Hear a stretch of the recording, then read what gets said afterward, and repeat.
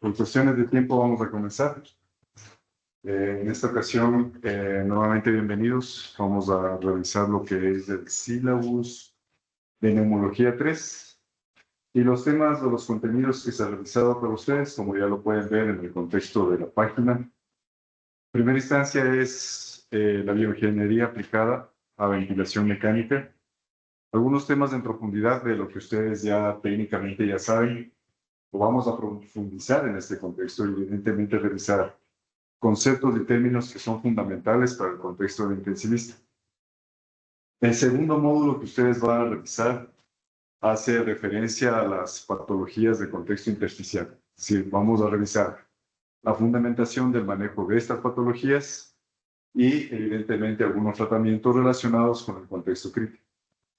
El tercer tema que se va a ver es el manejo del paciente neurocrítico en ventilación mecánica. Y finalmente vamos a terminar con un tema que es también bastante interesante, que hace referencia al destete ventilatorio prolongado y en general ventilación prolongada. Aparte de eso, ustedes van a tener cada cierto tiempo evaluaciones que se van a realizar en formato de manera virtual, que van a tener más o menos un 50% de la calificación. Esas evaluaciones que ustedes deben rendir. Otro 25% de la clasificación, de la calificación específicamente, lo van a hacer en base a desarrollar un caso clínico. Entonces, en cada una de las horas específicamente, y de acuerdo está programado, ustedes tienen que presentar un caso clínico referente al tema. Por ejemplo, en este módulo de bioingeniería tienen que presentar un caso referente a esto, por grupos. No se va a repetir, es decir, un grupo va a presentar en este caso y los siguientes grupos deben presentar los restantes, dependiendo de cómo se vayan ustedes distribuyendo. Y finalmente, el otro 25% de la calificación lo van a realizar en base a un examen final, que para eso es solicitado que se haga todos de manera presencial, ¿sí? El examen final. De tal manera que, en términos generales, ustedes, si tienen un buen caso y tienen unos buenos exámenes, estarían pasados sin ningún problema, que ese sería el objetivo fundamental. No sé si tienen alguna pregunta con respecto a la forma en la que van a ser evaluados. Los casos son casos vistos en el hospital. Sí, tiene que ser un caso real. Que no es difícil conseguir en base a los temas que están planteados. De los temas que están planteados, por ejemplo, de ingeniería, hay temas, ¿no es cierto? Sí, tú puedes coger el desarrollo de en base a lo que veas acá. Por decir, en este caso planteamos este manejo y yo aplico lo que estoy viendo en el módulo. En el caso de intersticiales, más fácil aún. En el caso de neurocrítico también. Y en el caso de ventilación mecánica prolongada también. Entonces tienen que sustentar. ¿Listo? Los que estén en virtual, no sé si están escuchando y viendo la presentación antes de comenzar. Sí, Doc, sí se ve. Ya, listo. Entonces, comencemos una vez.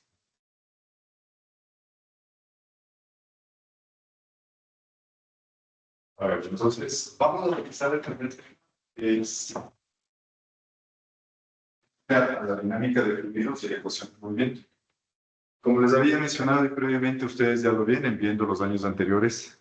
Esto de la ecuación de movimiento para nosotros es muy importante, pero ahora lo vamos a profundizar de una manera más técnica y que evidentemente nos va a dar alguna información adicional a la que ustedes ya están viendo. Cada uno de estos artículos está sustentado en base a lo que ustedes están viendo en el contexto de la bibliografía y es importante que lo puedan revisar.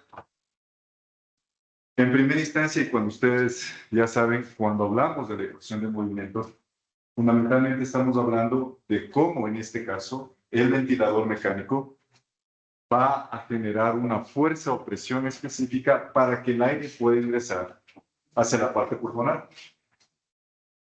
Y es importante que recuerden también que cuando hablamos justamente de esta presión, estamos hablando de dos fuerzas fundamentales que se deben vencer: la fuerza elástica y la fuerza resistiva.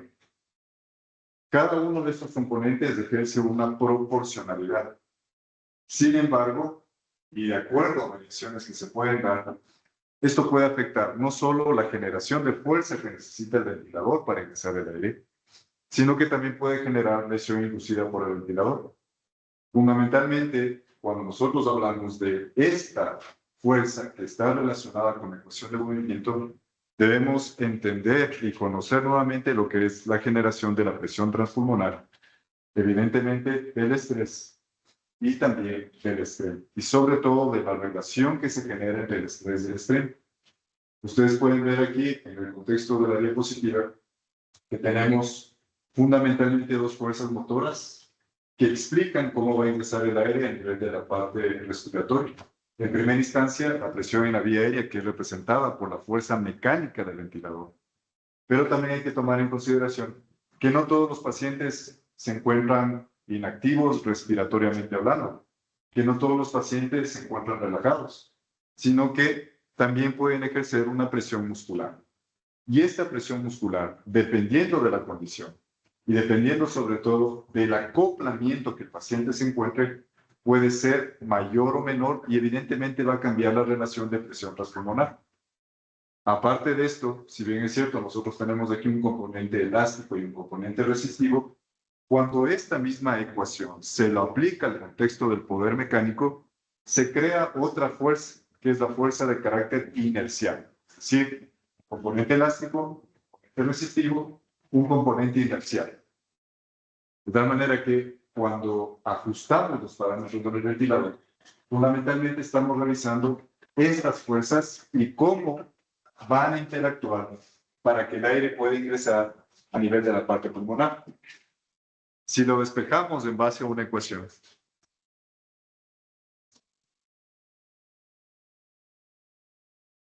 si lo visualizamos en base a la ecuación, como ustedes ya lo conocen, vamos a tener en cuenta, en este caso, Doc, representado. dejo de compartir la pantalla. Puedo compartir la... Sí.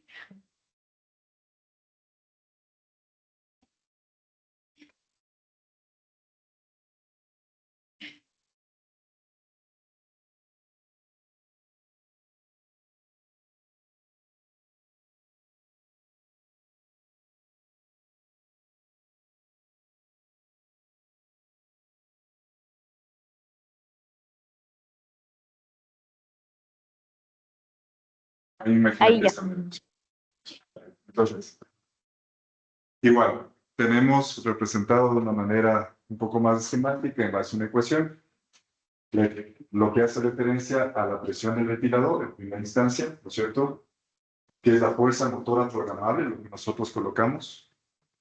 Esta presión del ventilador depende fundamentalmente del tipo de variable independiente, es decir, que si uno coloca una variable, sea por volumen o por presión, estamos generando estos tipos de interacciones. Y lo que es importante entender es que cuando se coloca la variable independiente, como ustedes ya saben, las variables dependientes pueden modificarse o pueden cambiar. La presión muscular es una variable de carácter dinámico y dependiente del tiempo y el contexto neurofisiológico. Y tenemos el componente, en este caso, elástico, que más que elástico aquí está representado fundamentalmente con lo que sería la complacencia en relación a volumen sobre compensa. Y la relación de la resistencia explicada por el componente resistivo y fundamentalmente el flujo. Estas variables, como ya ustedes bien lo saben, si uno quisiera seguir ahondando y despejando, cada uno de estos va a tener un componente distinto. Es decir, que si yo analizo, por ejemplo, el componente resistivo, debo saber específicamente en qué parte o segmentos de la estructura anatómica respiratoria estoy tomando en cuenta. Porque no es lo mismo analizar los segmentos superiores, que evidencian sobre todo los componentes resistivos mayores y que tienen una forma de calcular la resistencia de manera distinta, que cuando se analiza los componentes finales del contexto renal o bronquial. Y de la misma manera cuando se analiza el flujo. Recuerden que físicamente el flujo hace referencia a velocidad y depende sobre todo de las relaciones del volumen y el tiempo respiratorio. Entonces, esta misma ecuación de movimiento tiene varias formas de poder interpretar y ese es el objetivo de esta clase, que lo podamos profundizar, aunque ustedes ya lo conocen. Te lo explica luego volumen con confianza. Puedes hacerlo de varias maneras, tal cual está ahí. Por ejemplo, tú haces referencia al volumen y la complacencia, tomando en cuenta que la elastancia, que es lo que finalmente vamos a ver, es un concepto inverso a la confianza. Entonces, se lo puede ver de varias maneras, siempre y cuando ustedes planteen la ecuación y lo hagan entender de esa forma para poder empezar a hacer. Porque fundamentalmente, en el contexto ya aplicado, que hacemos referencia a la elastancia más que la complacencia, ¿sí? Porque estamos hablando justamente de la parte reológica y las características de un pulmón, características viscoelásticas. Entonces, tal cual les había dicho en la primera parte de esta exposición, cuando nosotros revisamos la ecuación de movimiento, nos falta ver el componente inercial, que ese componente inercial fue aplicado en base a lo que hace referencia al poder mecánico. Es decir, que tomaban en cuenta que no solo había un componente elástico y un componente resistivo, sino que en el contexto específicamente de la ventilación mecánica, también tomaba en cuenta la PIB y sobre todo la PIB total. Entonces, cuando ustedes calculen la presión transpulmonar, cualquiera de las formas que lo hagan, específicamente si tienen un catéter esofágico o si hacen una variación o un delta de la estancia, deben tomar en cuenta que estos componentes y el cálculo se debe hacer en condiciones cuasi estáticas, es decir, un pulmón relajado, porque de lo contrario, los componentes ya de por sí tienen errores en la aplicación de fórmulas, nos van a dar resultados que son muy dispares. Si ustedes, por ejemplo, analizaron el artículo del doctor Gulati, ¿cierto? Y el cálculo que realiza de la presión transpulmonar en base a estos dos componentes, un componente con lo que hace referencia a la presión esofágica o un componente que hace referencia a un delta de elastancias, tiene más o menos una variación de 10 centímetros de agua. Entonces, cuando realizamos una valoración de la mecánica pulmonar, es importante que se genere componentes coexistentes. ¿Cómo conseguimos eso? En base a pausas, inspiratoria y expiratoria. Y de hecho, esos artículos a ustedes les dicen un tiempo específico de pausa. En el contexto de una pausa expiratoria nos ponen entre 2 y 3 segundos. Y en el contexto de una pausa inspiratoria, entre 0.5 y 2 segundos. Dándonos valores que obviamente hacen referencia al ajuste de lo que más o menos vamos a tener. Entonces, si ustedes ven el componente de la PIB total, hace referencia a que aquí este valor fue determinado mediante una pausa expiratoria. Porque obviamente puede ser que esté generando adulto PIB y nosotros debemos colocar este valor para poderlo identificar. Si se despejan las fórmulas en el cálculo, que ya se lo va a hacer, debemos tomar en cuenta este valor y debemos tomar en cuenta la presión, por ejemplo, esofágica al final de la expiración, menos la PIB total para sacar el primer componente de esa ecuación. De la misma manera, en el contexto de la parte inspiratoria, nosotros tomamos en cuenta la presión meseta, que obviamente ya viene previamente con una pausa inspiratoria, y tenemos también lo que sería la presión esofágica al final de la inspiración. ¿Sí? Entonces, fundamentado esto, y algo que ustedes ya conocen, pero siempre es bueno recordar, en el contexto de la presión de la vía aérea, que es de esto de aquí, ¿no es cierto? Hace referencia a esta presión que, dado el componente resistivo, luego de generar una fuerza. Entonces, aquí se define la presión de vía aérea y fuerza, y lo vamos a obtener sobre todo o tomando en cuenta como referencias la presión meseta y evidentemente en algunos casos tomando en cuenta también la presión clínica. Esta presión muscular, que es algo que vamos a revisar en el contexto de un paciente neuroclínico, sobre todo hace referencia al componente que tiene el diafragma, por más que uno lo quiera anular en esta ecuación, no lo puede hacer al 100%, porque va a crecer una presión muscular. Y evidentemente esa presión muscular debería ser calculada para evidenciar si no se está generando mayor afectación a la parte pulmonar. El componente elástico.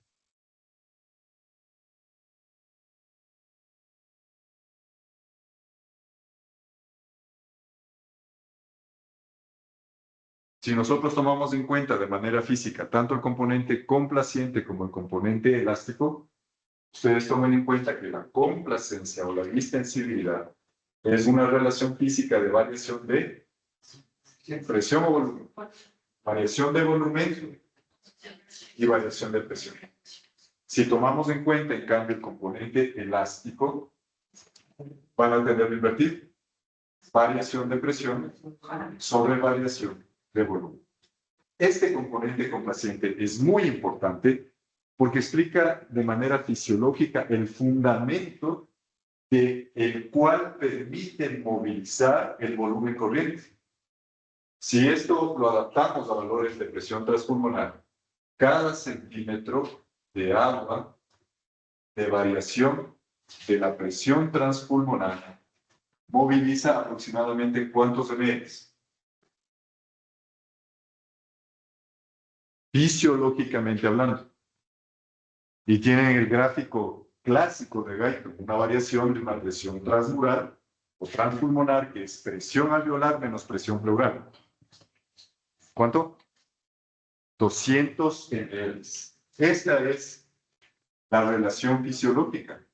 Y de hecho, cuando ustedes calculan, valoran más que calculan, la complacencia o la distensibilidad, este es el valor que tiene en conjunto el pulmón de manera total. Es decir, que si a este componente yo lo tengo que poder entender de mejor manera, sería complacencia del sistema respiratorio. ¿Sí?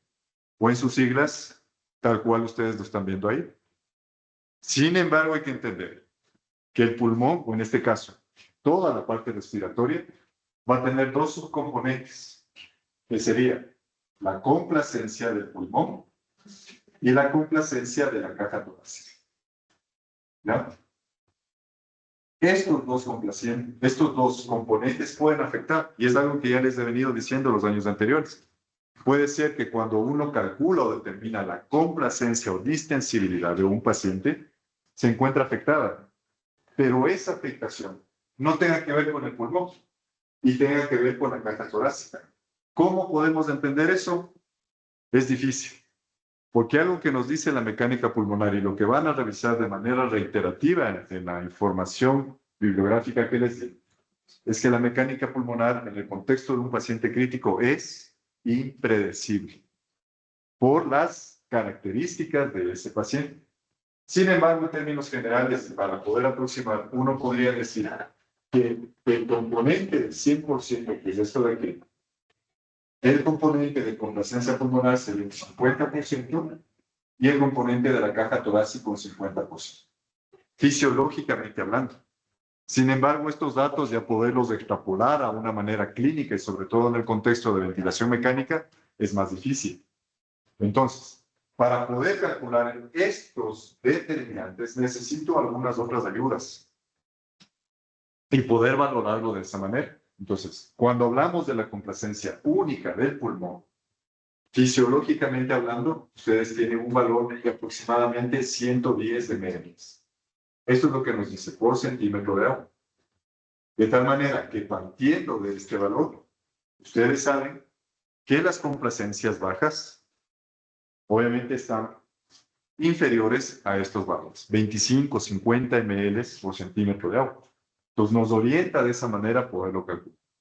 Entonces, cuando uno analiza este componente, parte de este sentido, pero en el contexto de ventilación mecánica y sobre todo de ingeniería aplicada, el determinante más importante es la lactancia, porque sobre todo se fundamenta en el componente, digamos, físico y mecánico del pulmón.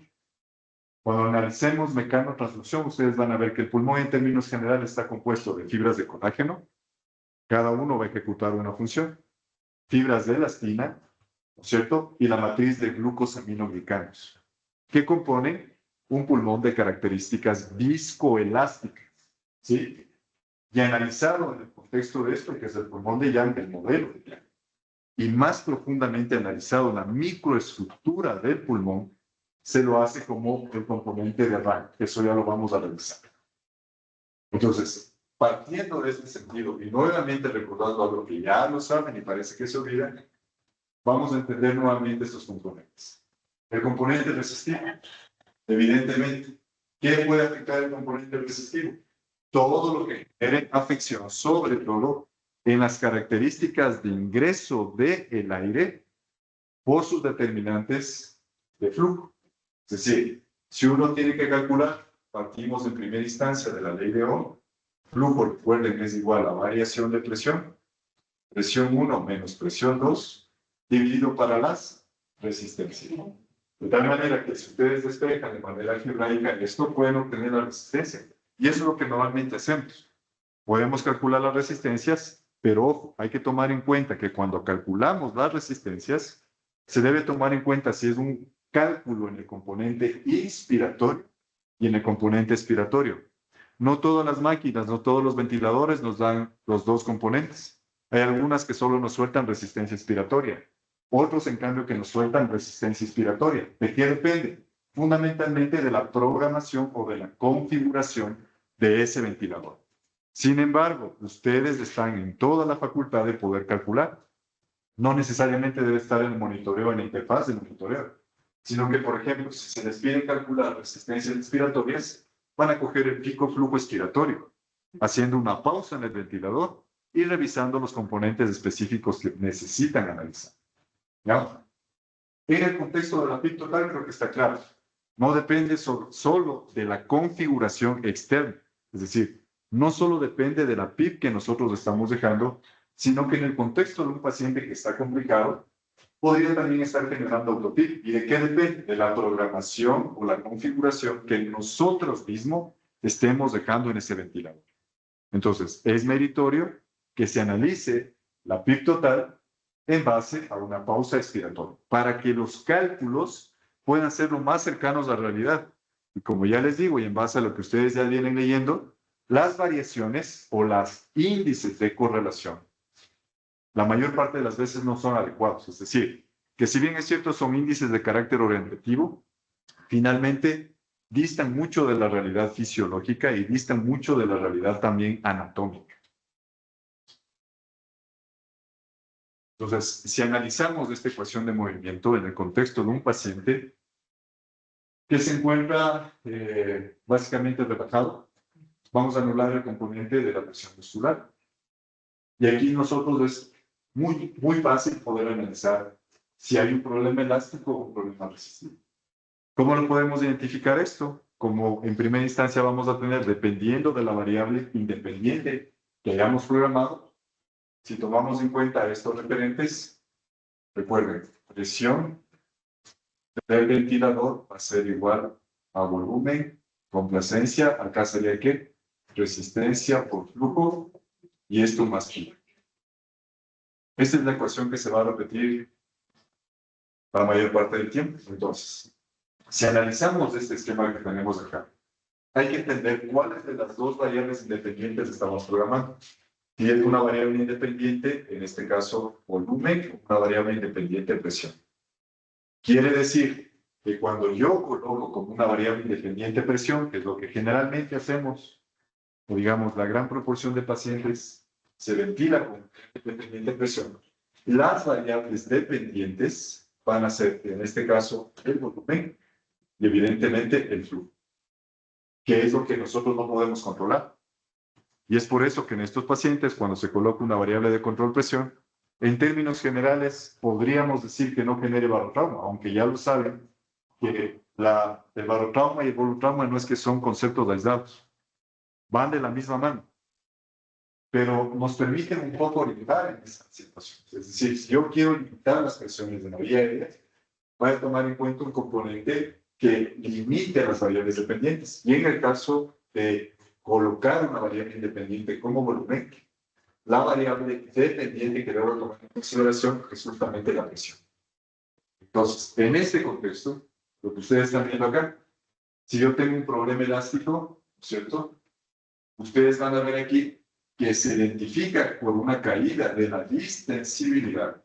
Sin embargo, si analizo el delta de presiones, que en este caso se conoce como que delta, la diferencia entre la presión pico y la presión meseta, ¿cómo se llama ese delta? ¿O presión? Presión transaérea o delta de resistencia. Podemos entender que aquí el componente que va a estar afectado evidentemente es la complacencia.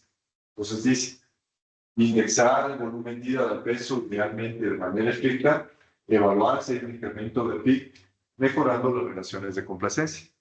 Sin embargo, esto de tener una medida de carácter no ajustada realmente a las condiciones pulmonares del paciente como un volumen tidal no es la forma más adecuada de poder entender la protección pulmonar, y eso ya lo saben.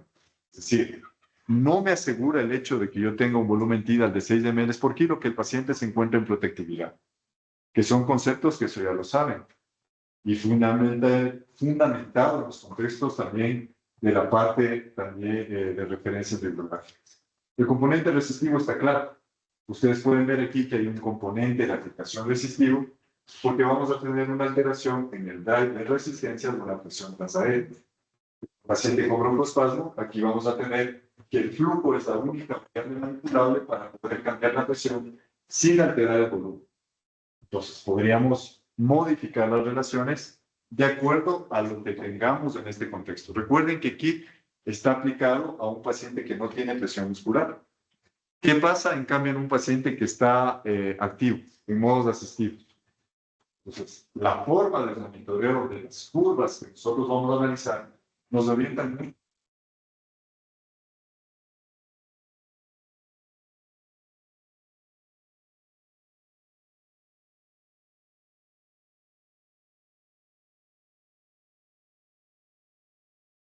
En la curva esencial, el paciente es forzado a aumentar su presión muscular para lograr un volumen elevado críticamente y generar incremento del trabajo respiratorio.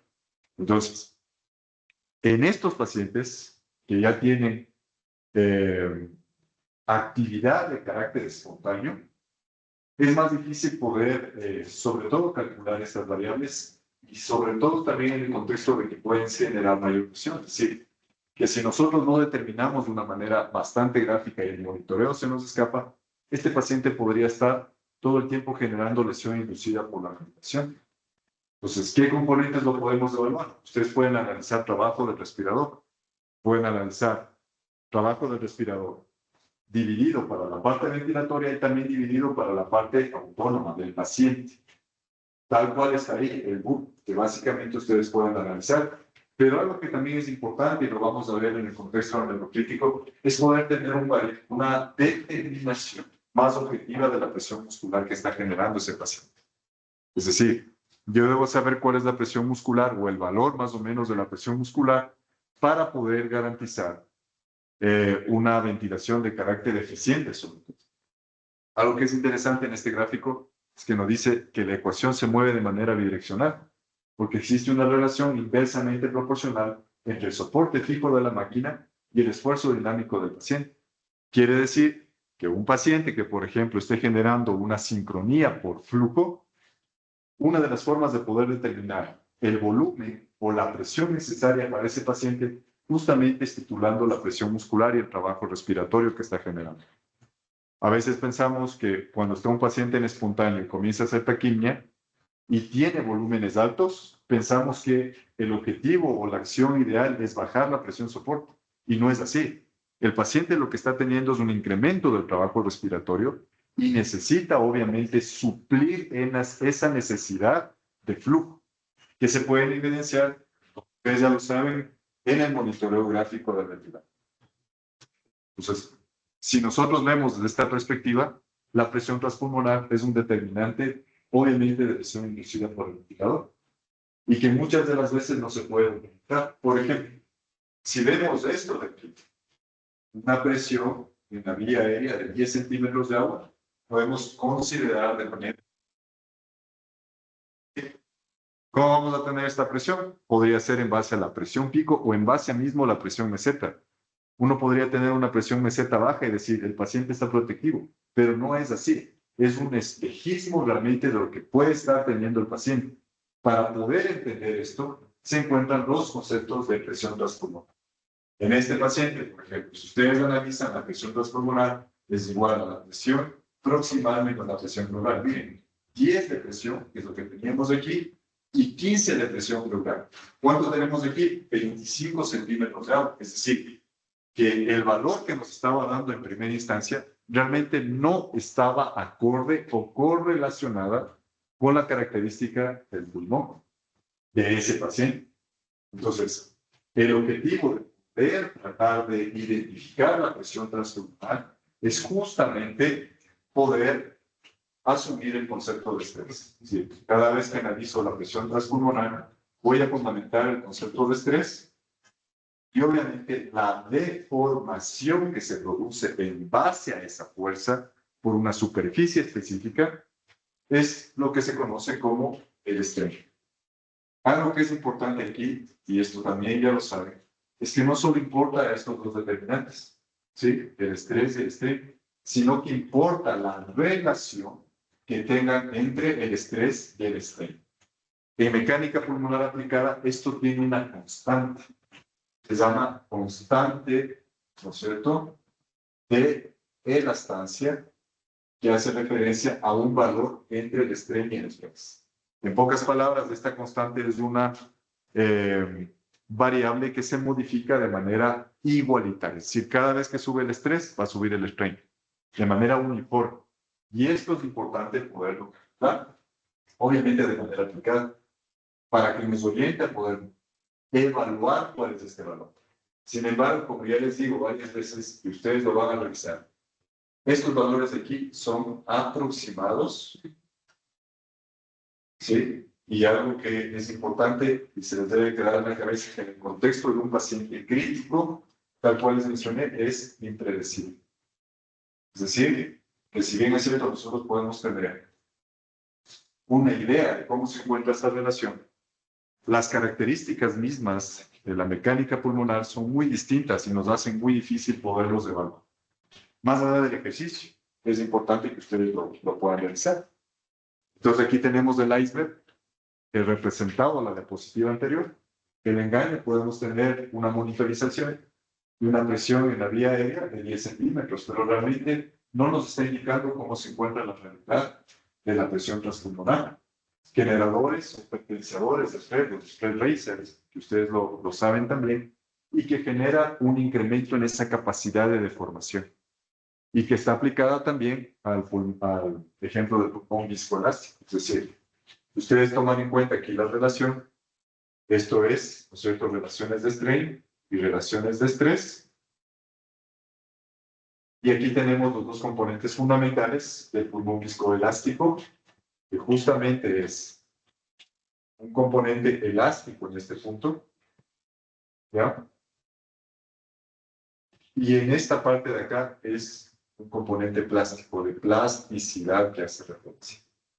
Si nosotros tenemos al paciente con valores de protectividad que se manejen aquí, ¿ya?, no va a existir lesión inducida por el ventilador, más allá del volumen tirado, lo que ustedes consideren.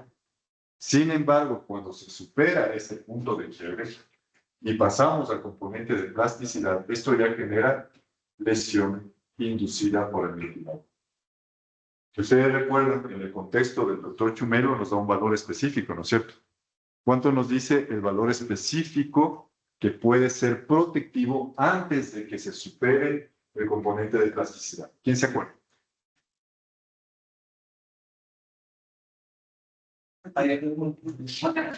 De strain, ¿no es cierto? Ahora en presión, en centímetros de agua. ¿Cuánto dice que es el componente? Ese valor de 1 va a estar relacionado con un valor de presión transpulmonar, ¿no es cierto? Menos 20, que es lo que nos dice. El valor específico del artículo del doctor Chumelo, ¿quién se acuerda? Los que están en línea, ¿alguien que se acuerde? Perdón, no se escuchó bien. ¿Cuál es el valor de protectividad de presión transpulmonar que se obtuvo en base al estudio del doctor Chumelo? 12 a 14. La 20. 13.5 centímetros, específicamente. ¿Ya? En general, todas las respuestas están correctas, están bastante orientados. Cuando tenemos una presión transpulmonar más de 20, ya nos pone en preocupación. Sin embargo, y si somos estrictos, hay valores que son más adecuados y que se obtienen en base a los estudios que se realizaron ya previamente. Entonces, algo que también es importante es este fenómeno del péndulo mecánico, que fundamenta las relaciones entre las zonas del pulmón, es decir, zonas dependientes y zonas independientes. Como ustedes bien lo saben, el cambio de las relaciones es importante porque no es lo mismo tomar en cuenta las relaciones en las zonas dependientes o en las zonas independientes, y que fundamenta el que se pueda lesionar de esta manera. Entonces, el engaño de volumen, un volumen corriente medido por la máquina puede ser protector, si es de medio kilo, pero no puede estar mostrando la afección que puede tener el paciente, si es aislamiento local, generado por el swing a nivel de la parte torácica que genera inspiración y expiración con contracción abrupta y cambio de la distancia. Esto va a generar que el volumen cambie de acuerdo al territorio pulmonar que se está realizando. Es decir, no es lo mismo ver las zonas independientes de la parte pulmonar que las zonas dependientes. Sobre todo por un concepto que depende fundamentalmente de presión hidrostática y depende evidentemente del incremento del peso. Recuerden que cuando vimos el año anterior el concepto del baby load, ¿cierto? Habíamos dicho que este es un concepto un poco más dinámico. No en el sentido de que depende sobre todo de una afectación en el volumen específico del pulmón, sino que depende también de la relación que se encuentra también a nivel de la presión. Es decir, que las zonas dependientes están sometidas a una mayor presión hidrostática, que generan esta variación en el pulmón de esponja. ¿Sí? De tal manera que, si bien es cierto, cuando revisamos el contexto fisiopatológico del SDA, que es una afectación fundamentada en el contexto de permeabilidad, no quiere decir que el SDA también no tenga un componente de afectación en la relación de presiones hidrostática y ongótica, porque también depende del peso del pulmón. De tal manera que cuando sometemos a un paciente a una ventilación intraoral, estamos modificando las relaciones de presión y estamos modificando también la generación de fuerza, presión o peso. Entonces, en el contexto del pulmón, la parte apical va a tener las zonas no dependientes y la parte basal va a tener las zonas dependientes. Casi siempre lo que se afecta. Ustedes han de haber visto que en el contexto imagenológico, la mayor parte de la afectación casi siempre comienza a nivel de la parte basal. Y podemos tener heterogeneidad en el contexto imagenológico, es decir, puede haber zonas consolidadas francamente a nivel de la parte basal y que no comprometan todavía la parte apical, o peor aún, los 4 cuadrantes del pulmón. Entonces, cuando generamos este tipo de afectaciones, la fuerza diafragmática altera la resistencia muscular. Componente muscular excesivo. El aire robado internamente entre los alvéolos de zonas no dependientes a dependientes antes de que cambie la inspiración y genera presión farenquima por un mecanismo que es puramente mecanotransductivo. Cuando hablamos de mecanotransducción, vamos a hablar justamente de las características morfológicas y sobre todo de un concepto que es importantísimo y que se conoce como interdependencia alveolar con el parénquima pulmonar. Sí, la mayor parte de las veces nosotros pensamos que los alvéolos actúan solos y no es así. Actúan con el componente vascular, actúan con el componente de conducción y actúan con el componente del parénquima pulmonar, que generan fenómenos de interdependencia, que es lo que vamos a ver en las clases posteriores. Entonces, si analizamos esto más allá de una afección en el contenido de aire que se realiza, debemos tomar en cuenta también las características del flujo que se van a generar. Los flujos que se generan, en primera instancia, pueden ser de carácter turbulento, que normalmente en estas zonas dependientes ya no se deberían dar, porque el flujo turbulento se da a nivel de la primera porción del segmento bronquial. Eso es normal, que se genere un flujo turbulento, por las características de dimensión del árbol bronquial y sobre todo por un componente de división en la superficie. Cuando hablamos ya del componente dependiente, es decir, fundamentalmente del vidrio respiratorio, son zonas muy ramificadas que tienen un área de superficie muy grande, de tal manera que el flujo en términos generales pasa de ser un flujo turbulento transicional a un flujo de carácter fundamentalmente laminar. Si este flujo de carácter laminar se compromete por afectaciones de la relación alveolar, es más probable que el aire pueda hacer. Recuerden, ley de colapsabilidad alveolar. Aquí hace referencia a Emerson esto. La ley de colapsabilidad alveolar. Los alveolos tienen colapsación, pero debido a que existe entre hay alveolos que son más grandes y más pequeños, entonces la presión se distribuye y se transfiere. Ya, ¿de cuál alveolo? ¿Del grande al pequeño o del pequeño al grande? El grande, el más grande. Ya. Entonces, esas modificaciones en el flujo también pueden comprometer y evidentemente pueden generar este fenómeno de péndulo. Aquí lo vemos de una mejor manera, flujo de péndulo.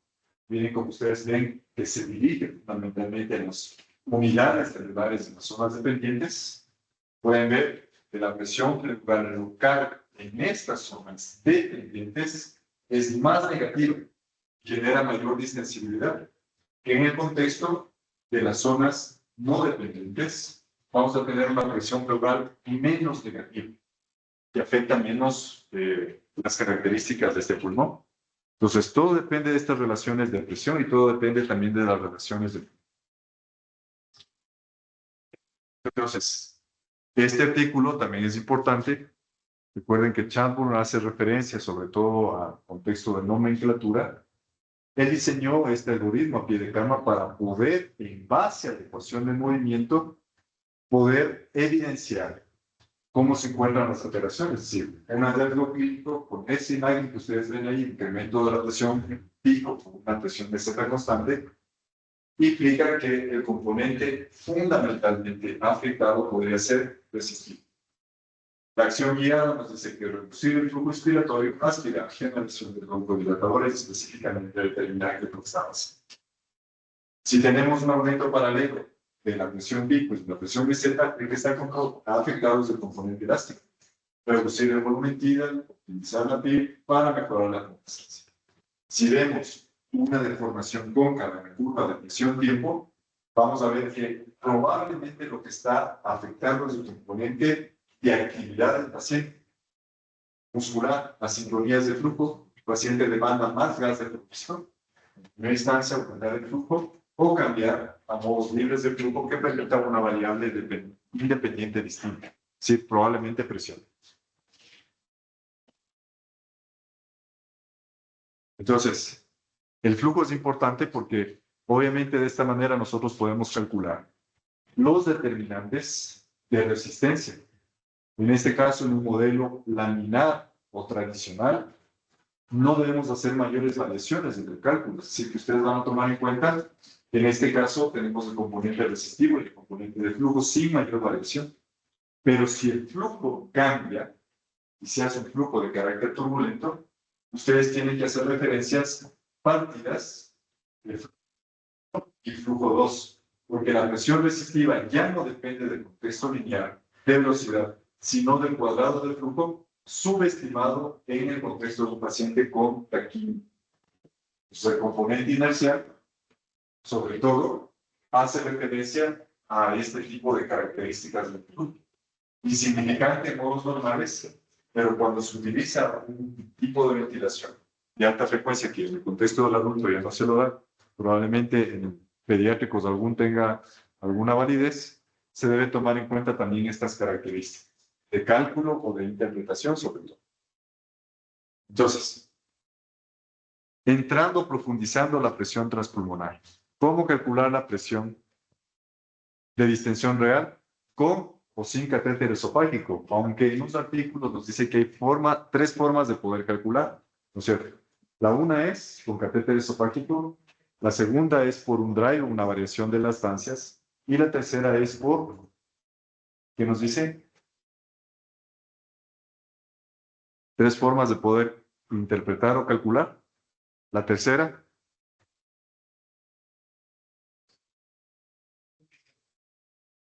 por una modificación a nivel de la PIB, ¿no es cierto? Dice que podría modificarse la PIB tomándola en cero y luego volviendo a poder calcular. Cada uno de estos métodos tiene su ventaja y desventaja. Unos podrían ser más cercanos a la realidad y es por eso que nosotros en el contexto de críticos debemos tener una idea más clara de cuál es el que podríamos utilizar y cuáles son las realmente interpretaciones que se deben tomar en cuenta. Porque hay que tomar en cuenta que estos son conceptos fisiológicos. Y cuando uno quiere aplicar la parte fisiológica y a la parte clínica, en este caso crítica, probablemente ya se pierda la correlación. Es lo mismo que poder determinar la PIB. La PIB es un concepto fisiológico, neto, puro. ¿Que hay formas aproximadas de poder interpretar o calcular? Por supuesto. pero no tenemos un método que al momento tenga un 100% de correlación, porque de esa manera acabaríamos ese dilema. Es decir, si tuviéramos un método que te determine una PIB adecuada para el paciente como óptima, eso sería lo ideal. Lo mismo pasa con el contexto de la presión transpulmonar. Ustedes van a entender aquí conceptos que relacionan o correlacionan, pero realmente decirte, esta es la presión transpulmonar del paciente, es difícil. ¿Sí? Sin embargo, lo deben interpretar y lo deben saber. Partiendo del hecho de lo que ya hemos visto, presión transpulmonar, presión en la vía aérea menos presión pleural. Aquí tienen las diferencias, sobre todo aquí van a tener en cuenta los artículos del doctor Mulati y Talmo, que tiene algunas referencias en relación a este tema, cálculo de la presión transpulmonar. El gráfico que vieron el año anterior, ¿sí? Nada más para recordar. La presión transpulmonar hace referencia a lo que ustedes ven acá. Presión alveolar menos presión pleural. Tienen otras formas de poder entender en el contexto de la presión transtorácica, la presión transaérea y la presión transrespiratoria. Sin embargo, este es el componente que nos interesa para poder identificar a lo que ustedes ya habían visto. Para la presión transpulmonar depende sobre todo de la presión de conducción, que obviamente es algo que ya lo saben.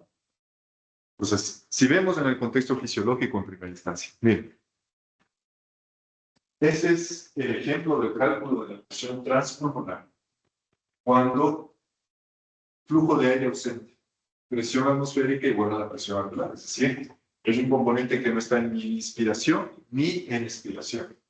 ¿Qué es lo que van a tener ahí? Una presión alveolar de 0 centímetros de agua. Y en este caso una presión intrapleural de menos 5 centímetros de agua. Al momento en el que se calcula la presión transmural, en este caso la presión transpulmonar, ustedes van a tener un valor de más de 5 centímetros de agua. ¿Sí?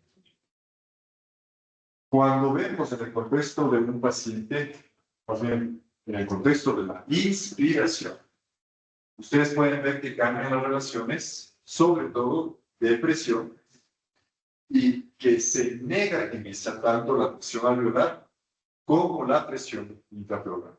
En el ejemplo que nos están dando aquí, menos de 1 centímetro en el contexto de la presión alveolar y menos de 8 centímetros de la presión intrapleural. Si calculamos la presión, y recuerden que esto está relacionado con una de las 3 leyes respiratorias que les había dicho en el primer año, ¿cierto? Francisco Pancho, ¿qué ley está relacionado? Es volumen y presión. ¿Alguien que se acuerde? ¿La ley de quién? No. No. La ley de Boyle. Exacto. La ley de Boyle nos dice que el volumen es inversamente proporcional a la presión. Y eso, si hay una presión negativa en el interior de la parte, en inspiración vamos en el sentido contrario. La presión debe ser mayor para que el volumen disminuya. Esa es la ley de Boyle. ¿Ya? Entonces aquí tenemos el ejemplo fisiológico de un pulmón estático y de un pulmón degenerado en inspiración. El gráfico clásico de Geiger, que es bastante interesante, ¿no es cierto? Entonces ustedes parten de las relaciones en la parte inspiratoria y de la... Ustedes se dan cuenta, esta variación de presión tiene que ver con la variación de volumen, que es el concepto de la contraste. En este caso, ¿cuánto moviliza? 500 ml. Pero yo les había dicho que moviliza 200, pero hay que tener en cuenta lo siguiente. Esto, cada centímetro de variación de la presión transpulmonar moviliza aproximadamente 200 ml. Ustedes lo correlacionan en base a los valores que se tienen en la inspiración y en la expiración, pueden tomar en cuenta esos determinantes. De la manera que este gráfico, que se correlaciona con un bucle de presión-volumen, nos hace entender las características también de la generación del pulmón, es decir, la diferencia fisiológica normal que debe existir entre la inspiración y la expiración, y con la variación que existe entre cada una de estas, viendo por curvas histéricas, ¿no es cierto? De tal manera que analizamos estos determinantes. Y aquí mismo les puse en base a lo que vamos a ver. Esta variación de la presión transpulmonar está directamente relacionada con el estrés y sobre todo nos puede indicar mecanismos de protección pulmonar. Más allá de lo que nosotros solemos ver. Ya no creo tanto ustedes, pero sí, cuando se comienza sobre todo, nos guiamos mucho por otros determinantes como volumen corriente, la misma presión basal. Entonces, aquí pueden ver en el contexto de las diferencias de presiones, tanto en la parte inspiratoria como en la expiración. Y pueden ver las diferencias que sugieren tanto entre la presión alveolar y la presión pleural. Y los valores que nos están dando en la parte inspiratoria y en la parte expiratoria. Sin embargo, y como también ya lo saben, entre mayor esfuerzo muscular o activo del paciente se genere, va a cambiar sobre todo qué componente, el alveolar o el pleural. Si hay un paciente activo que esté asincrónico, que esté con trabajo respiratorio, ¿cuál de los dos componentes va a afectar? El pleural, ¿cierto? Va a generar un mayor diferencia o swing entre lo que sería la presión alveolar y la presión pleural. Es por eso que en base a este gráfico que también ya lo han visto, tomamos en cuenta el paciente no intubado normal tiene una presión transpulmonar de 10 centímetros en el esquema normal, los mismos 10 centímetros, un paciente que tenga un pulmón rígido, que amerita incrementar los valores de la presión, ¿cuánto? 30 centímetros de agua. Aquí la presión pleural es 22, nos da una presión transpulmonar de 8 y un. Ustedes pueden ver aquí que es el más afectado de todos, 30 centímetros de agua, porque genera una mayor presión, o mayor negatividad de la presión pleural, y eso es lo que hay que cuidar.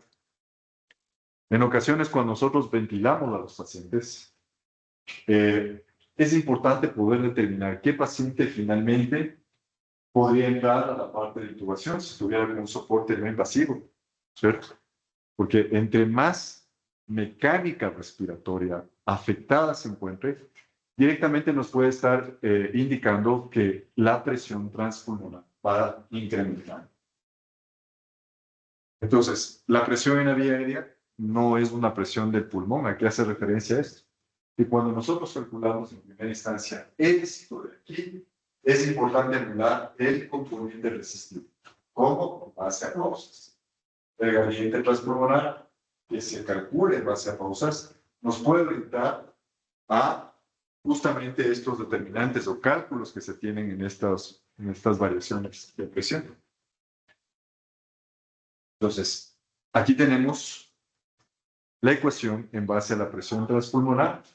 Ustedes miren que hace referencia a la presión transpulmonar al final de la inspiración, y en este caso tomamos en cuenta justamente la presión meseta o la meseta, la plató medida directamente en el respirador, directamente por el globo al final de la inspiración. Sin embargo, esta forma de poder interpretar es muy básica y no representa lo que realmente dice el contexto de estos determinantes de presión. No podemos evaluar de esta manera. Y uno podría pensar, yo tengo un catéter esofágico, está colocado a 35, 45 centímetros del tercio distal del esófago, me da ese valor, y ese valor que representa la presión pleural, yo ya tengo la presión meseta y saco la presión. Porque los determinantes son más complejos de lo que se cree. Entonces, la aproximación de estas fórmulas carece de correlación matemática en base a lo que nosotros debemos calcular. Este método asume que la presión absoluta medida en el esófago refleja fielmente la presión pleural real que rodea el pulmón en este instante exacto. Entonces, fisiológicamente está bien, o sea, cuando uno ve esto es lo que nos dice la presión transpulmonar, pero ya aplicado en el contexto clínico no es realmente una buena aproximación, y es por eso que hay modificaciones en esta forma de poderlo calcular. Ustedes pueden ver aquí que una forma de poderlo calcular es justamente esto que propusieron, ¿cierto? utilizado para calcular la presión transpulmonar multiplicando la presión en la vía aérea por el ratio de la distancia. El objetivo principal es detectar la necesidad de medir valores basales absolutos de presión esofágica. Los determinantes de la presión meseta, determinantes de la elastancia pulmonar y determinante de la elastancia en el sistema respiratorio. ¿Cuál es el problema de poder interpretar esto? Que primero necesitamos tener un cálculo de la presión o de la elastancia aislada del pulmón. ¿Sí? Matemáticamente podríamos tener en primera instancia el cálculo de la elastancia. Pero ya poder identificar si esa elastancia está afectando el componente pulmonar o el componente de caja es distinto.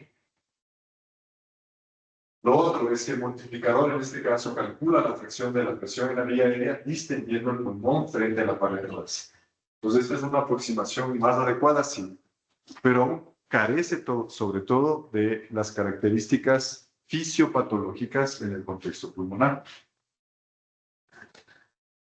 Entonces, estimación de la presión transpulmonar sin catéter esofágico proporcional fisiológico.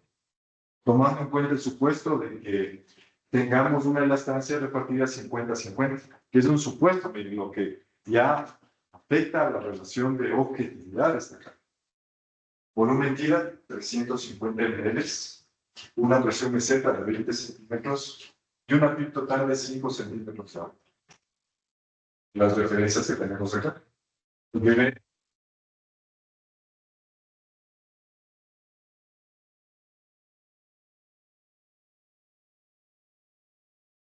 Variación de presión sobre variación de volumen. En este caso, ¿qué presiones van a utilizar? ¿Qué presiones utilizaron? La presión Dryden. Sí, tomamos en cuenta la presión meseta menos la presión total. Por eso ustedes tienen aquí 15 centímetros de aire. Dividido para el volumen tira, nos da una elastancia del sistema respiratorio de 85 centímetros de agua. Sin embargo, hay que tomar en cuenta las unidades, porque en base al artículo que han de haber venido leyendo, si modificamos la relación de medición de unidades, centímetros de agua, en este caso por litros, lo cambiamos a lo que sería ml, el valor de la elastancia va a ser mucho menor. Entonces eso hay que tomar en cuenta. Para el ejemplo está bien, pero tomen en cuenta las unidades en las que están calculando. Ahora, inferencia de la elastancia pulmonar, asunción fisiológica. Asumimos que es una caja torácica sana.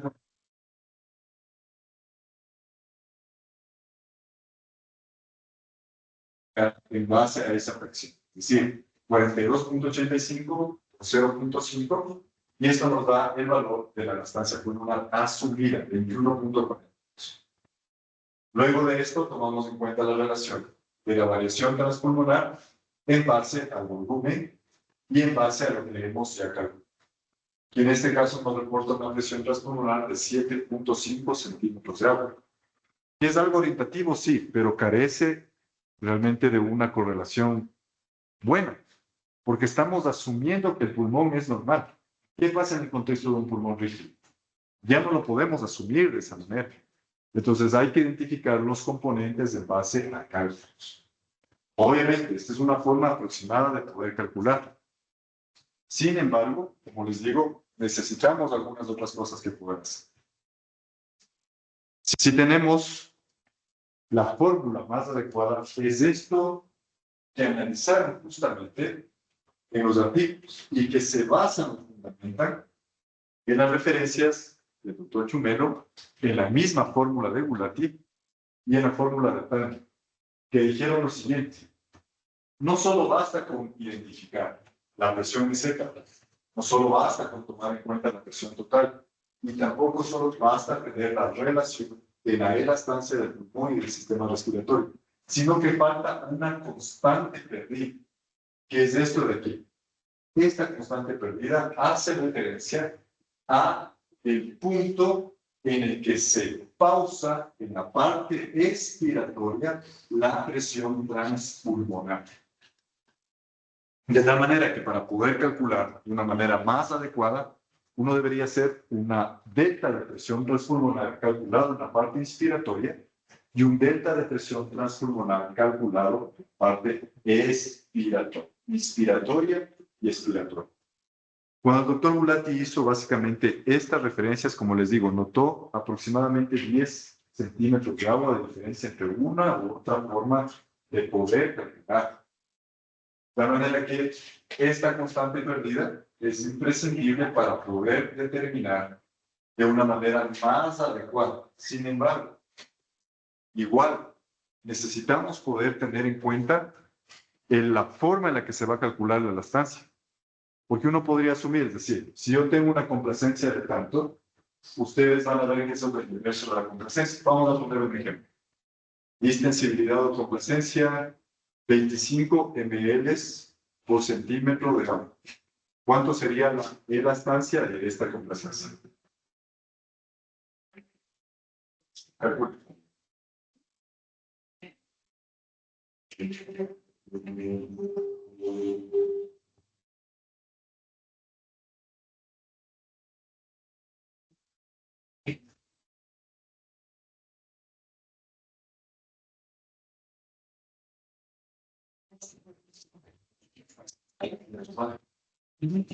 ¿Cuánto?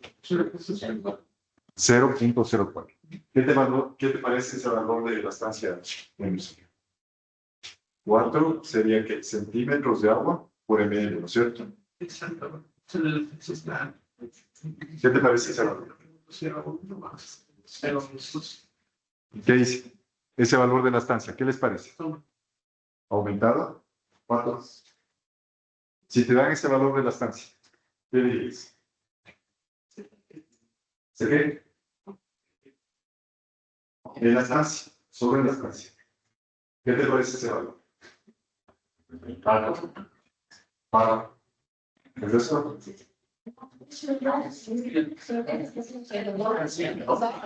Entonces, miren, es básicamente lo siguiente. Si yo ya sé que la distensibilidad está baja, por definición, o al menos matemáticamente hablando, la elastancia va a estar alta. Ese es el comportamiento del pulmón rígido. Un pulmón rígido va a tener una complacencia baja y una elastancia elevada. Eso es lo que nos está diciendo. Sin embargo, quiero hacerles entender lo siguiente. Cuando yo utilizo esta forma de poder calcular, ¿cómo sé yo que esta distensibilidad es la complacencia del pulmón? ¿Me está haciendo referencia a la complacencia de la caja torácica o me hace referencia a la complacencia del sistema respiratorio? ¿Cómo sabes Israel eso?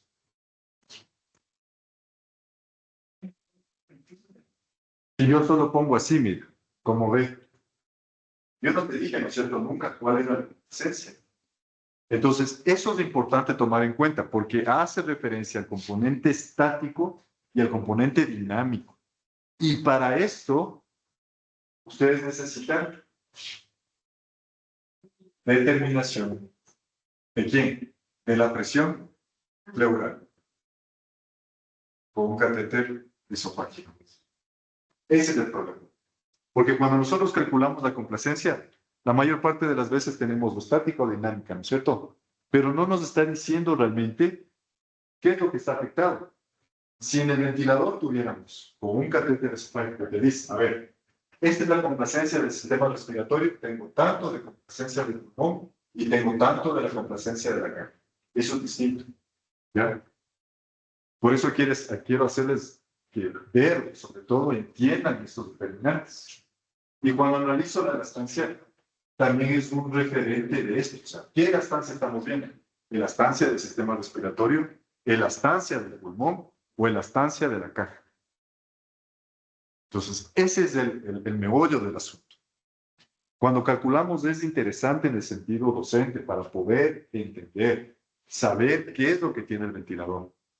Pero el contexto de aplicabilidad probablemente no sea el más adecuado y ya lo van a leer y lo van a profundizar. Y eso tienen que saber. Cuando uno lee cada una de las fórmulas debe saber los índices de correlación. El R. ¿Cuánto voy a correlacionar? Y van a ver que son muy pobres. Pero didácticamente o decentemente son muy buenos para poder entender la mecánica del pulmón. Y eso les ayuda a ustedes a entender otras cosas. Entonces, Cuando se calculó, por ejemplo, miren, una u otra forma de determinar la presión transpulmonar, presión esofágica, método A, y presión esofágica, presión transpulmonar, perdón, mediante la estancia, dos polos extremos, zona de peligro, resultados incompatibles de peligrosos, divergencia crítica, es decir, se tituló en base a diferencias, más o menos un 30% de diferencia, que es lo que nos dice, ¿no es cierto?, este artículo.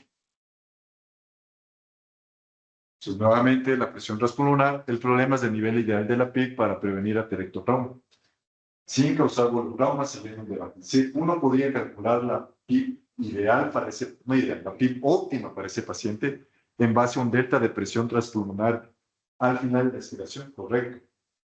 Sin embargo, como les digo, son métodos que nos orientan.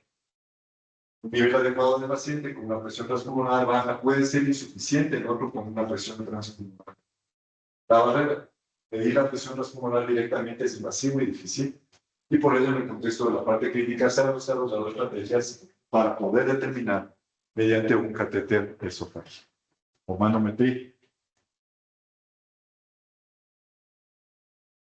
Cuando determinamos un método en base a la presión esofágica, asumimos que esta presión esofágica medida es aproximadamente igual a la presión pleural. Hay fórmulas, ¿no? Se usa directamente la presión esofágica y el objetivo clínico en el contexto de la PIC es apuntar a una presión transpulmonar al final de la expiración que se dirige a los 0 centímetros, es decir, que tenga una relación casi o no modificable.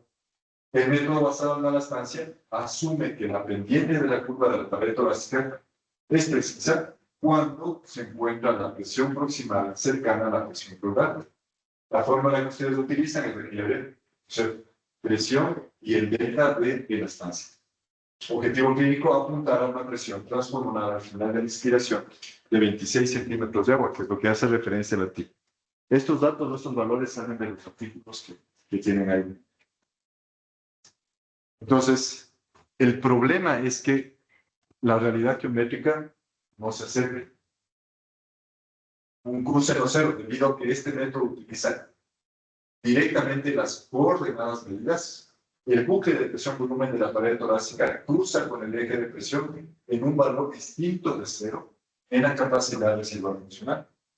La asunción aquí acepta que la presión pleural basal no es cero, de tal manera que poderlo determinar de esta manera es algo que no es, digamos, lo más acercado a la realidad. Y si tomamos en cuenta aquí, miren, las curvas que se basan, ustedes tienen el sistema respiratorio, el contexto de la pared torácica basada en un método por presión esofágica y en el contexto de determinación mediante la elastancia. Este método mantiene la pendiente original, pero desplaza artificialmente la curva de la pared torácica para que pase exactamente por el origen, que es lo que ustedes ven acá. Matemáticamente se asume que la presión pleural es cero. Es lo que está asumiendo. O sea, estos determinantes de aquí tienen un sustento fisiológico, pero en el contexto de los artículos entraron pacientes también con pulmones afectados. La corte de los pacientes no solo fue pulmón sano. De hecho, 64 pacientes, ¿no? Distorsión de la curva de presión volumen. ¿Qué es lo que tienen aquí? Que al asumir que la presión pleural es cero, un método derivado de manera artificial mantiene, si bien es cierto, correcta la pendiente de la distancia, pero destruye las coordenadas de presión real del paciente. Es un falso cero matemático que se hizo en base a este artículo. Por eso, cuando mandan la carta del doctor Liu, dice que la parte matemática es la que está afectada y que obviamente es entendible. Pero eso no quiere decir que esté bien medido. Miren cómo está aquí. Las relaciones que tiene. Es un modelo fisiológico matemático bastante interesante, pero ya aplicado a la parte de la realidad es alterado. Entonces, ¿qué es lo que nosotros vamos a hacer? Mediciones estáticas tomadas para calcular la PIB total y la presión transpulmonar, por este caso la pleural al final de la expiración. Que es lo que ustedes ven aquí, en el sombreado amarillo. Y debemos también medir presiones estáticas para obtener la presión plató y la presión pleural al final del expreso. Entonces, si nosotros podemos ver lo que nos dice aquí, una forma más apropiada es medir en tiempos distintos, en la parte expiratoria y en la parte inspiratoria. Y ahí poder determinar con una mayor fiabilidad, porque cuando se toma en cuenta esto, se analiza la constante perdida o olvidada de la fórmula que ustedes vieron al final. ¿Sí? Eso es lo que nos está diciendo. Pues aquí están las discrepancias en base a los casos que tuvieron 64 pacientes. Miren, al final de la explicación. Esto es lo obtenido con el método de la presión esofágica, 20 centímetros de agua. Esto es lo que obtuvieron con el método de delta D de la estancia, 4.4 centímetros.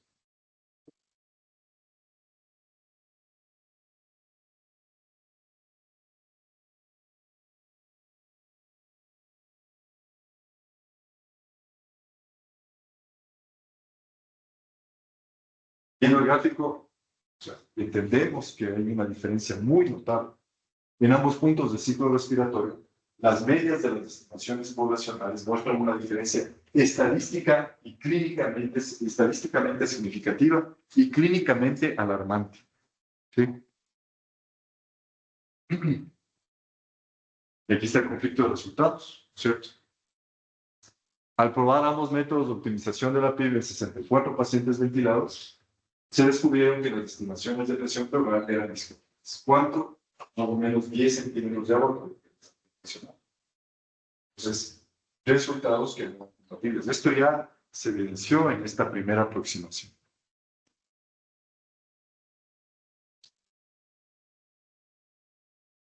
Aquí tenemos, miren, la correlación. ¿Cuánto ven de R cuadrado? 0,08. Prácticamente no existe correlación predictiva entre ambos métodos. Para un valor medido de presión esofágica de 23 centímetros, la presión derivada por la estancia correspondiente fluctúa entre 2 y 12 centímetros de agua. Bien. El gráfico lo muestra de manera más clara, ¿no es cierto? ¿Qué es lo que está evidenciando? Obviamente, referencia, artículo del doctor Gulati. Es la primera del cálculo de presión transpulmonar. Discordancia en el final de la inspiración. Un R cuadrado de 0.18 con una P estadísticamente significativa. Las estimaciones basadas en la complacencia fueron siempre menores que las basadas en la determinación mediante presión esofágica. Los métodos mostraron discrepancias de hasta 10 centímetros para este mismo paciente.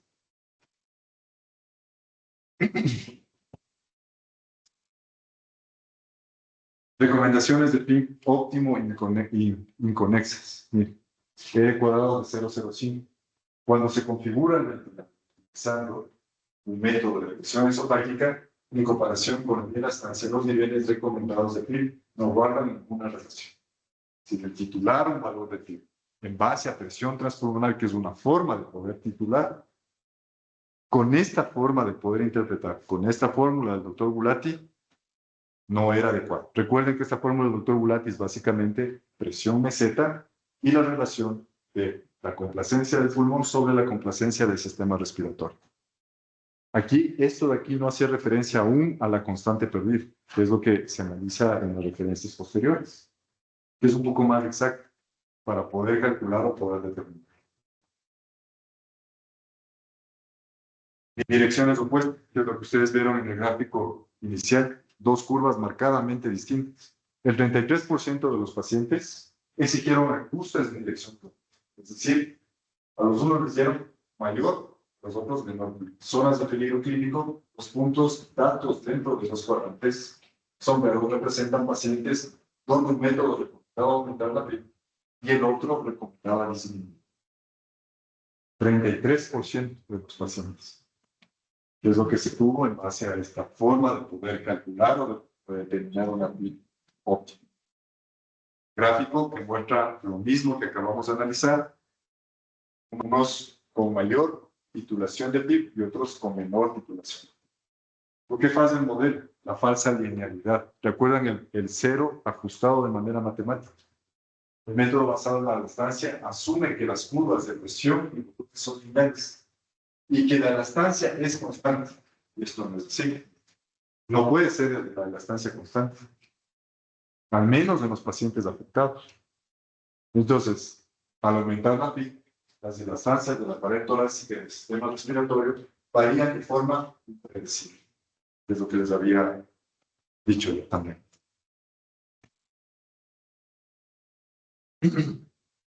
La paradoja de la elastancia constante. Miren ahí cómo tiene diferentes curvas de presión-volumen, con una presión transpulmonar más alta, una presión transpulmonar más baja, con un mismo nivel de PIB.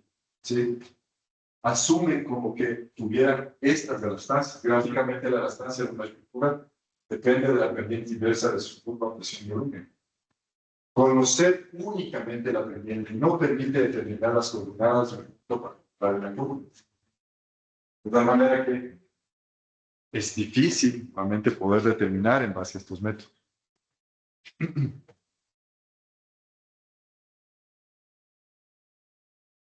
Si vemos ahora esto de la presión cero y analizamos el componente de la capacidad residual funcional, es algo que también no se toma en cuenta, porque depende sobre todo de las unidades de que se tomen en consideración. ¿Sí? Entonces, si ya de por sí es complicado poder asumir un valor de presión total determinado por un u otro método, también nos estamos topando en el contexto de poder asumir un valor de capacidad residual funcional. ¿Cómo lo asumimos? Si no tenemos una forma de determinación de lavados de gases, porque es un concepto bastante importante. ¿Sí? Recuerden, si analizamos el stream, es básicamente esto, ¿no es cierto? Volumen y dar un poco corriente sobre capacidad residual funcional. Esto es muy importante. Si aparte de las presiones ya nos afecta, ¿cómo estamos tomando en cuenta esto también? La capacidad residual funcional de un pulmón específico en ese paciente determinado. Que también pone aún más otro factor que puede alterar las determinaciones de esto. Entonces, a pesar de intentar estimar la misma variable fisiológica, tanto el método de la presión esofágica como el de la elastancia producen resultados discordantes debido a soluciones matemáticas y geométricas incompatibles.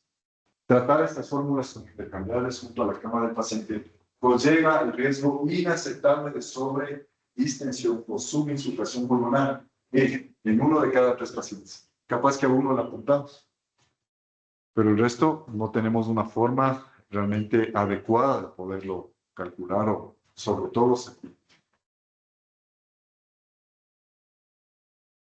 Entonces, cuando ustedes ven las editoriales que se mandan, tanto del Dr. Liu como de Telmo, en el caso de Liu dice la matemática defectuosa y la inconsistencia lógica de la fórmula provocan una sobreestimación inaceptable de la presión hospital. Telmo dice que la fórmula simplificada utilizada ignoró completamente la constante de integración, que es la constante. El método está matemáticamente incompleto. Entonces dice, ignorar la presión inicial del sistema colapsa el modelo matemático. Lo que dice es que se debe haber una variación de esta forma de determinar. Inspiración y expiración para poder tener una idea un poco más clara. El problema de asumir el cero y sobre todo algo que también hay que tomar en consideración, la presión abdominal. Y de hecho les envié un artículo también de determinación de la presión esofágica mediante presión intraabdominal, que es una forma de poder entender también, ¿sí? Porque el hecho es sencillo, es decir, yo no puedo asumir que el pulmón se encuentra solo a nivel de la caja torácica. Existen presiones a nivel mediastinal, existen presiones del mismo grosor de la pared torácica y existen presiones transmitidas de la parte transversal, sobre todo de la parte abdominal. ¿Qué pasa si el paciente es obeso? ¿Qué pasa si el paciente tiene un compromiso a nivel de la parte abdominal? ¿Eso va a comprometer? Eso sí. Entonces, un artículo, les había enviado también hay una forma de poder determinar en base a cálculo de presión intraabdominal, que también podría ser interesante en el sentido de poder más o menos inferir si la complacencia de un paciente se encuentra afectada por el componente pulmonar o por el componente de carga.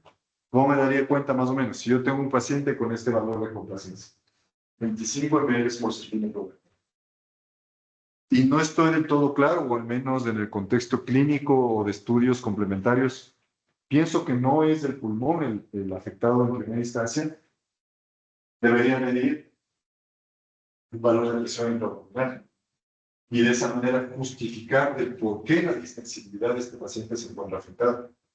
Es decir, no necesariamente este valor está viendo el componente pulmonar, sino que puede estar identificando el componente de caja por una relación de presión transmural, es decir, la presión abdominal que está ejerciendo compromiso o afectación de la complacencia. Entonces, la ecuación fisiológicamente correcta, que es la ecuación 2, para usar la elastancia de manera correcta, la fórmula debe incluir el punto de partida y requiere la medición de los valores reales de la presión de las oclusiones expiratorias, combinando la mecánica del sistema con el valor basado, que es esto de aquí, de la constante de presión transpulmonar al final de la expiración, que es absolutamente imprescindible para la ecuación a la realidad, midiendo el valor de inicio. Entonces, si tomamos en cuenta esto de aquí, es lo que teníamos en primera instancia, este componente y esto, ¿no es cierto? Aquí miren que suma el componente de la total y se suma el componente de la presión transpulmonar al final de la expiración. De tal manera que deberíamos calcular presión transpulmonar con un componente esofágico, con una pausa inspiratoria, y debemos medir la presión transpulmonar con un componente esofágico, con una pausa expiratoria. Estas dos pausas nos permiten primero tener el componente de PIB total, con una pausa expiratoria, y nos permiten tener el componente de la presión meseta con una pausa inspiratoria. O sea, en base a esto se está sustentando y tiene una mayor aplicación matemáticamente hablando. Entonces, conocer solo la pendiente de una estructura no permite determinar las coordenadas de un punto particular. Conclusión a pie de cama, con catéter esofágico, captura la presión real, sigue siendo el método de referencia para ajustar la PIB. Sin catéter, fórmula simplificada, peligroso. En base a una asunción, mala asunción matemática y mala asunción geométrica, por lo que vieron en las curvas lineales de la estancia. Obviamente, esto se sustenta en base a lo que vamos a revisar en el último tema de este módulo, que es la aplicación del poder mecánico. Poder identificar los componentes, poder identificar determinantes de presión y función, y sobre todo lo que hace referencia al trabajo respiratorio. La ventilación moderna debe trascender más allá de un valor estático de volumen corriente, más allá de un valor estático de presión meseta, que no necesariamente nos está indicando el nivel de protectividad que puede tener ese pulmón, un paciente específico. Preguntas en esta primera parte.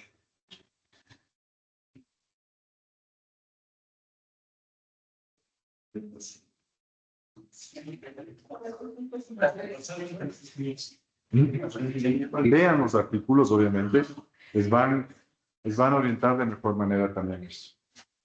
¿Sí?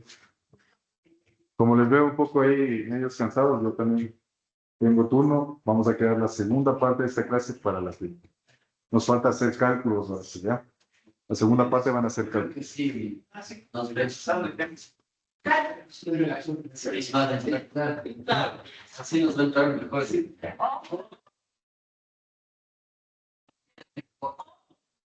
El conocimiento. Los que están en línea, ¿alguna pregunta?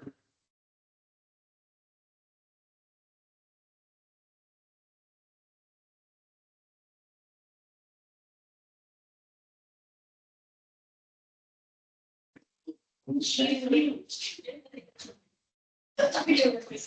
I did that from some.